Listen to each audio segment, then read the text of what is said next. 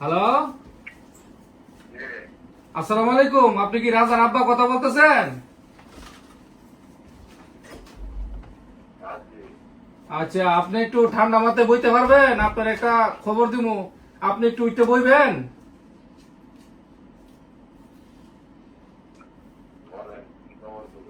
আপনি সুস্থ আছেন? খবরটা দিলে সহ্য করতে পারবেন?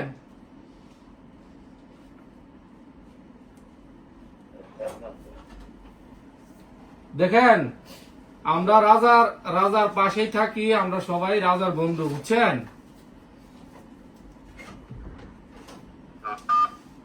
আপনি আমার কথাটা ঠান্ডা মাথায় শুনতে পারবেন?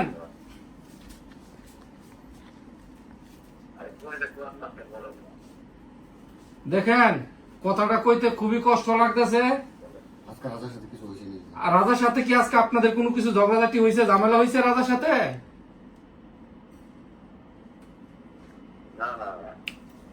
না না, মিছা কথা কইেন না। কিছু একটা তো হয়েছে, মনে কিছু একটা হয়েছে। কালকা, আজকে না, কালকা কালকা গতকালকা কিছু হয়েছে।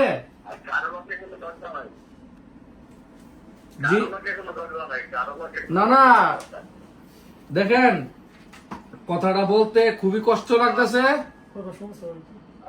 রাজা আর নাই, বুঝছেন? রাজা আর নাই। রাজা রাজা গামছা দিয়া নিজের গলায় লাগাইয়া শেষ, চলে গেছে, বুঝছেন? মারা গেছে।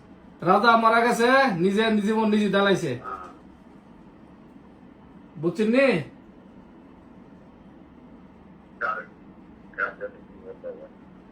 আপনি আমার কথা বুঝতে পারতেছেন? রাজা আর নাই। আপনি রাজার আব্বা কথা বলতেছেন না?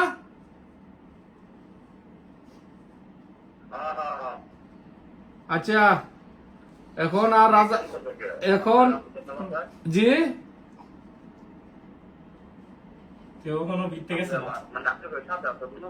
না না, আমরা সাথে আসিল না, জিয়ানো কাজ করতে হিয়ানের মিদে গলার মিদে গামছা দিয়া শেষ, বুঝছেন? আজকে আজকে কখন কটার সময়, সম্ভবত সকালে হইতে পারে, দুপুরে হইতে পারে, আমরা জানতে পারছি বিকালে, বুঝছেন নি? সন্ধ্যার সময় জানতে পারছি।